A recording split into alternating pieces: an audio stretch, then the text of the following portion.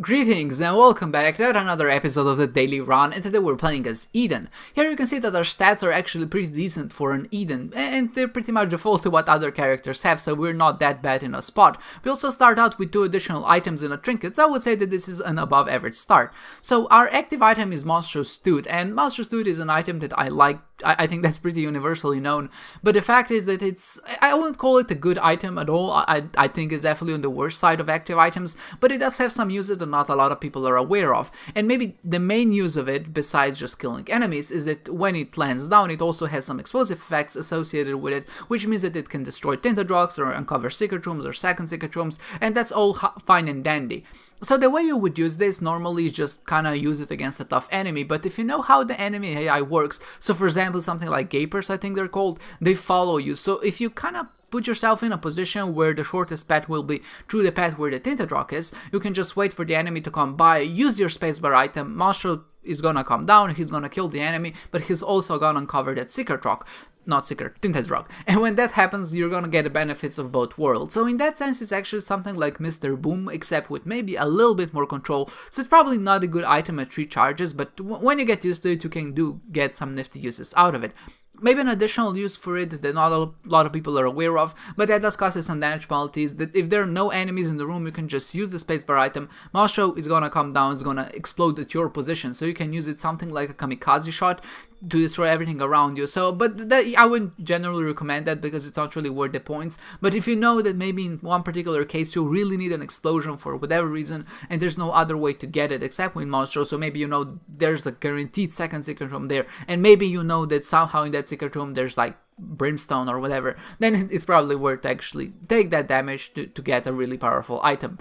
But besides that, we also start out with a battery, I believe, and that's an item that decreases your charges from... So it decreases your active item charge by 1. So if your item is at 6 charges, that means it's going to require 5 charges to charge up. It's not that special of an item, it's not that special of a trinket. It's a nice bonus, it does kind of prolong with some particular effects, just make some items a bit more usable. I would say that the less charge the item has, the more potential this has. So something like Shoop the Whoop now becomes a 1-room charge instead of a 2-room charge, so I would say that's a pretty good proposition. One thing I really don't like about it is that it doesn't give you an indication that your charges have changed, but just when you get to 5 charges, you just get a full charge. And I understand why this is done.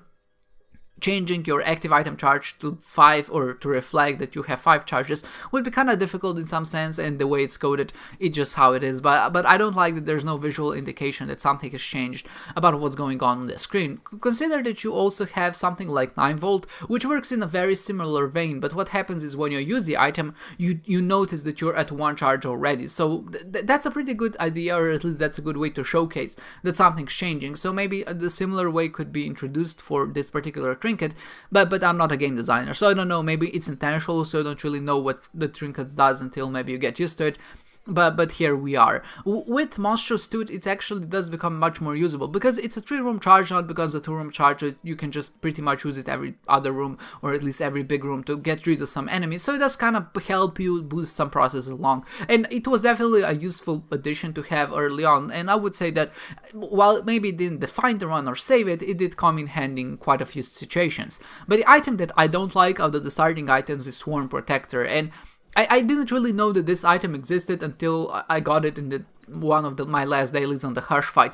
It's such a bad item. At first I thought that there's Guardian Angel, and Guardian Angel is an awesome familiar because not only does it deal damage, it's orbital, but it also makes all of your other orbitals go faster, which means that essentially it increases the protection that you have against tears, and that's pretty good. So I thought that this particular familiar is basically the same. I just thought there was one familiar in the entire pool, but apparently there's a very similar to familiar to Guardian Angel called Swarm Protector, and this doesn't... He's still an orbital and block shots, and he also deals some damage when you actually get close to enemies.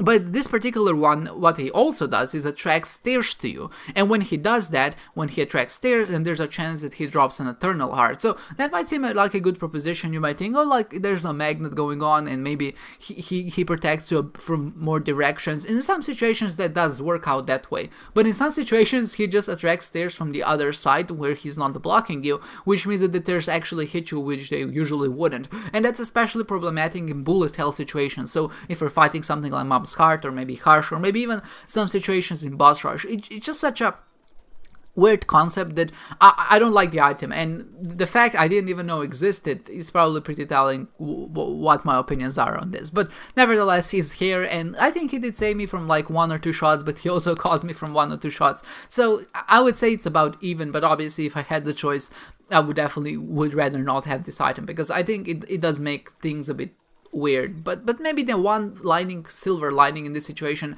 is that because when I got to mom, I actually did arrive pretty late, and I thought I was gonna miss boss rush, and boss rush was very crucial in this particular daily to get a good score. So having an orbital to kind of help me deal a bit more damage to mom's foot when it came down was very helpful, and I definitely think in this situation it did save my run, at least to the point where I was able to get the boss rush. And in boss rush we found rune bag, and rune bag is basically the coup de grace. This is what you need on this particular run.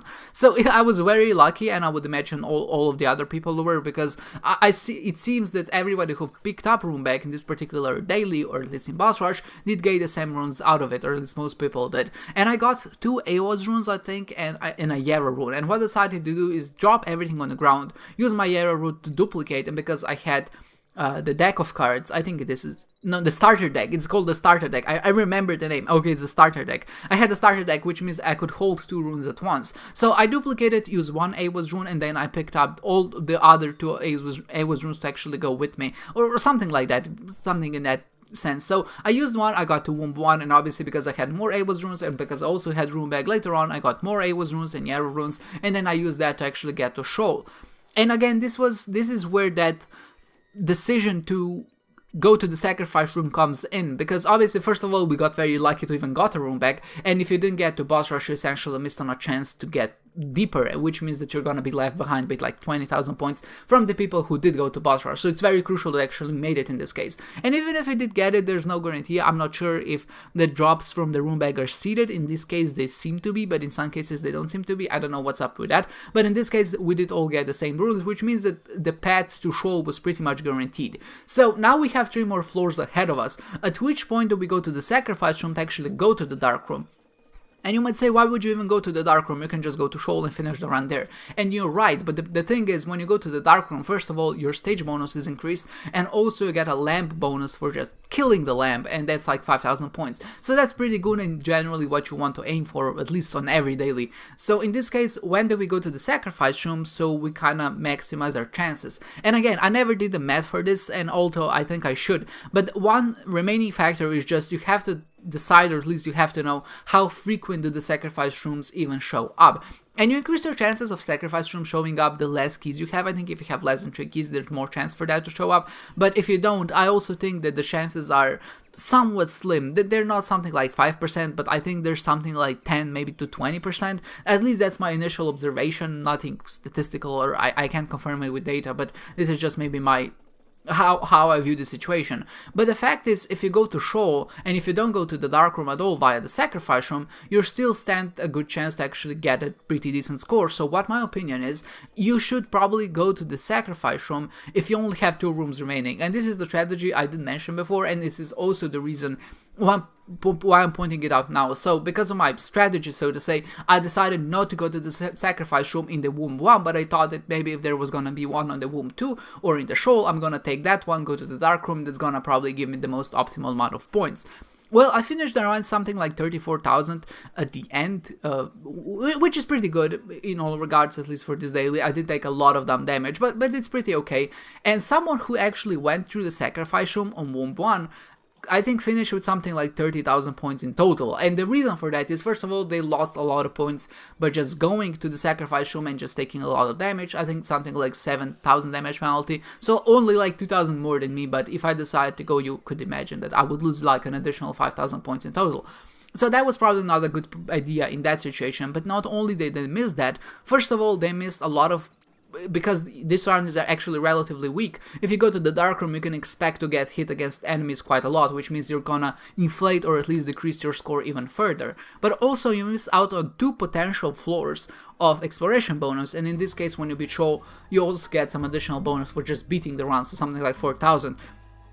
And because of that, I am inclined to believe that my so-called strategy is actually a pretty sound one, and especially in this case because our run is weak, going to the sacrifice room on Womb 1 is probably not the best of ideas. Even if you would theoretically get more score if you played perfectly, you never know what kind of heinous rooms are waiting for you in the dark room which can damage you, and then your score gets decreased even lower. With that said, our damage penalty was really high, and maybe it doesn't reflect that from the numbers, but in the boss rush especially, just because of the combination of bosses that came around and just because of the combination of how the room looked like, I did take a lot of unnecessary damage, which is pretty much a standard at this point. But the fact is that our damage penalty was pretty high, and because of that, I think I could perform much better. But this does seem that my end ranking did reflect pretty well in the end, so I finished 15th place. I'm not really sure why that is, at least why my ranking was that high. I would expect a lot of other people who played better, who took less damage, to be above me, and I would expect that there's quite a few of people like those. But maybe the reason is that I decided to go to the dark room while other people decided to go to Shoal and miss out on 3 potential floors, and I definitely think there's something to be done there, or at least it's something worth considering or thinking about, and I'm not sure. So if you play this daily and if we went to the dark room via the sacrifice room in Womb 1, I would really like to know what your end score was, because I think that would give us a good base for analysis to consider if it's even worth it in the end. So with that said, I hope you enjoyed this one, guys, and I hope to see you next time.